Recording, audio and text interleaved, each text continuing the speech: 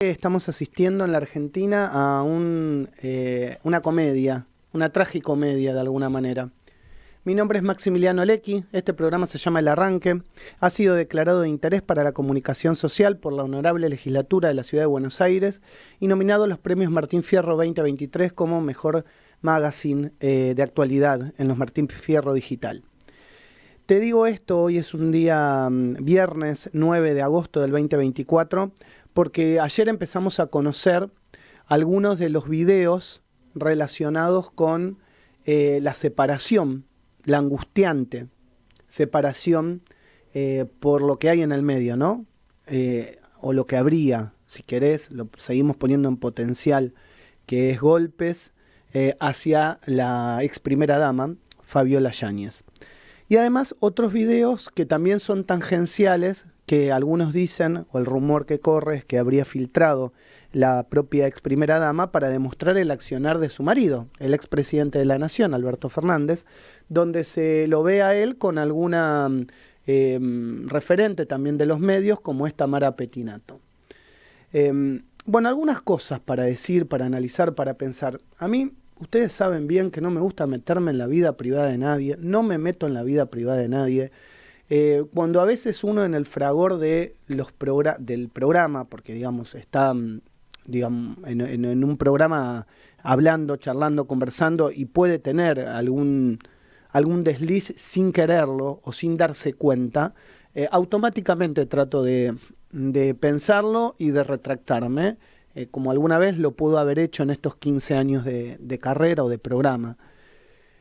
Lo que sí, acá esto no es una situación privada, porque estamos hablando de un presidente de la Nación en el ejercicio de sus funciones, en una residencia oficial, en un lugar de trabajo como es la Casa Rosada, y en el medio de una situación que afectaba a todos los argentinos. Porque Alberto Fernández fue el presidente de los argentinos en el transcurso de la pandemia. Una pandemia que le obligó a los argentinos, a todos, por disposición de él, a estar encerrado en su casa. El famoso ASPO, DISPO, y vaya a saber cuántas cosas tenían en la cabeza que nos querían hacer quedarnos encerrados. Y esta fue una disposición firmada de puño y letra por el expresidente, donde nos decía que para cuidarnos teníamos que estar en casa, evitar el contacto social, y así mucha gente se fundió, comercios que no pudieron salir adelante, la vida social de los argentinos en el mundo, pero de los argentinos en particular cambió. ¿Y por qué de los argentinos en particular? Porque fue una pandemia muy gravosa para todos nosotros. Fue muy gravosa, fue muy dura el aislamiento en la Argentina, mucho más que en otros países. Acá hubo provincias que se cerraron, hubo retenes, hubo gente que no dejaba entrar a las ciudades, a los pueblos, hubo gente que no podía entrar ni salir del país, hubo padres que perdieron a sus hijos, hijos que perdieron a sus padres, hermanos que se perdieron, abuelos, etcétera, etcétera, etcétera. Hubo un vacunatorio irregular, si querés, porque a mí la palabra ilegal no me gusta, fue irregular respecto a la obtención de los turnos y quienes podían vacunarse de forma prioritaria a otros. Entonces Alberto Fernández fue el que organizó, o su gobierno fue el que organizó toda esta situación, la cual vivimos y transitamos los argentinos. Entonces hoy nos encontramos que en el medio de ese ASPO-DISPO, Alberto Fernández sí se encontraba con personas en la Quinta Presidencial de Olivos y en la Casa Rosada, no para hablar de temas de Estado, sino para boludear, sino para tener un acercamiento con otras personas, en este caso señoritas. Yo no quiero caerle a la señorita, en este caso Tamara Pettinato. ¿Por qué no le voy a caer? Porque es su vida privada. Y ella hace lo que quiere. Si quiere ir a encontrarse con el presidente, puede encontrar con el presidente. Si quiere ir a encontrarse con un señor que es verdulero, va y se encuentra con un señor que es verdulero. Si quiere ir a encontrarse con un señor que es abogado o contador, va y se encuentra con un señor que es abogado o contador. las personas de su vida hacemos lo que quiera, siempre que eso no afecte a terceros. Y acá lo que pasó, me parece, es la filtración del video, se dice hipotéticamente por parte de Fabiola Yáñez, porque ella quiere demostrar que Alberto Fernández, o querría demostrar que Alberto Fernández vivía de joda. Eso es lo que pretendería Fabiola Yáñez con la filtración de estos videos. Ahora, también acá hay una cuestión de género, porque cuando se filtra el video de Tamara Pettinato en una situación bastante, si querés, liviana para ella, y se la muestra muy liviana, también hay un error de filtración por parte del género, de la otra mujer que lo está filtrando. Entiendo que, recién hablamos con Julio, es un daño colateral, ¿no?, de la propia Fabiola Yáñez, tal vez queriendo demostrar cómo era su marido. Y bueno, y también charlando decíamos, bueno, a lo mejor ella se sentía desprotegida, para no decir celosa, frente al accionar de su marido con otras mujeres. Pero bueno, eso es cuestión de intimidad. Eso es intimidad, ¿se dan cuenta? Eso es una intimidad entre ellos. El problema acá es que habría habido golpes. Ayer se mostraron las fotos del ojo en compota de Fabiola Yáñez, de su brazo, supuestamente por el zamarreo marcado. Entonces, eso sí es una cuestión de Estado, porque teníamos, o habríamos tenido en principio, por eso lo pongo en potencial, un presidente golpeador. Un presidente que públicamente decía una cosa y que internamente con su mujer hacía otra. Y supuestamente era un presidente que venía a poner el Ministerio de Género, a buscar la igualdad, que hay un montón de actos públicos donde él se jacta de las políticas de Estado de su gobierno, y sin embargo, internamente cuando llegaba a la quinta presidencial de Olivos, habría fajado a su mujer. Lo digo brutamente. ¿Por qué lo digo brutamente? Porque es lo que me sale del corazón cuando uno ve esas fotos. ¿Del lado de quién te vas a poner? ¿Del golpeador o del golpeado? ¿De la víctima o del victimario? Siempre te tenés que poner de la persona que sufre. Y en este caso Fabiola Yáñez sufría el poder. Porque era el presidente de la nación quien la fajaba. No era una persona que estaba en igualdad de condiciones con ella. Era una persona que tenía el poder, que ostentaba el poder de los argentinos. Que era el que le decía a las personas quién podía entrar y quién podía salir.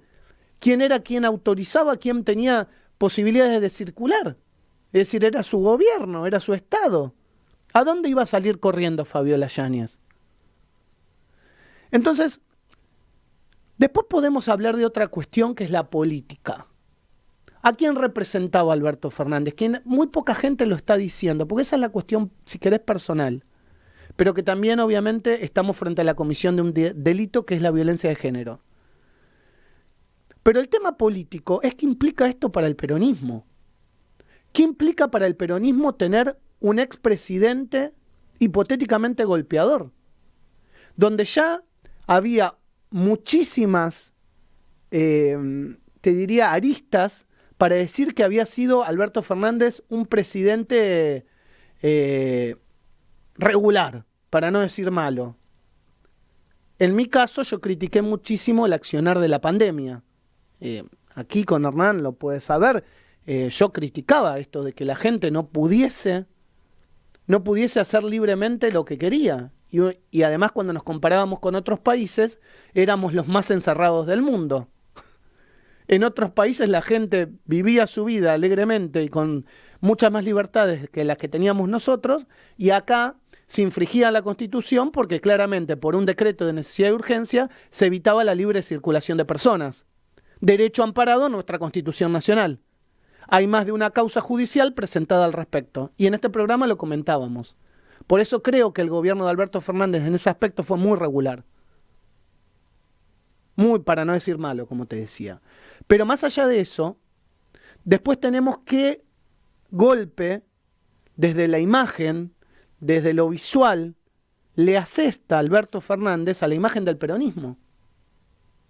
Porque detrás de Alberto Fernández hay otros casos de violencia que están en poder de militantes peronistas, como el de Espinosa, intendente de La Matanza, como el de Alperovich, que representaba a la provincia de Tucumán y la representó por muchos años, condenado y ahora transitando un juicio por violación. Lo mismo en el caso de Espinosa. Y ahí no se ve, frente al acto, una fuerza de grupo del peronismo decir, no, muchachos, te pedimos que renuncies porque acá si no quedamos todos manchados. Es como que hay una situación de dejar hacer, dejar pasar, hasta que el escándalo se visibiliza. Una vez que el escándalo se visibiliza y la sociedad está internamente alborotada, ahí decimos, bueno, sí, hay que correrlo. Y Alberto Fernández también es el primero que se lo corre y al que no se lo protege, porque Alberto Fernández per se, es decir, por sí mismo, nunca tuvo poder político. El poder político era derivado, era de Cristina Kirchner, que era el que lo puso en el poder. Alberto Fernández durante los 4 años de su gobierno nunca pudo llegar a generar un albertismo, más allá de algunos 3 o 4 personas que lo podían seguir. No era un albertista, no existió el partido albertista. Existía el kirchnerismo / peronismo.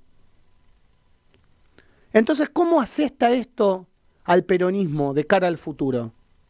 Yo les quiero decir una cosa, a mí me parece, yo ayer veía muchos periodistas que decían, esto es el golpe de gracia para la muerte del peronismo. Yo creo que en política nadie está muerto. Pero el peronismo va a necesitar de mucha y de una pronta reacción, frente a esto que estamos viendo. Un presidente que deja manchado a gran parte del partido, y recordemos no solamente por la violencia de género, sino por la causa en la cual se descubre la violencia de género, que era la causa de los seguros. Es decir, este celular se abre por la causa de los seguros y termina apareciendo esto. Entonces, o el peronismo se reconstituye desde las bases, empiezan a surgir caras nuevas, personas nuevas, ideas nuevas, momentos nuevos, o verdaderamente estamos asistiendo al fin del peronismo tal cual lo conocemos. Esto es El Arranque. Buscamos la verdad cada mañana en El Arranque. Maxi Lecky analiza la política, la actualidad y toda la información con una mirada objetiva. El Arranque con Maxi Lecky por Radio Sónica.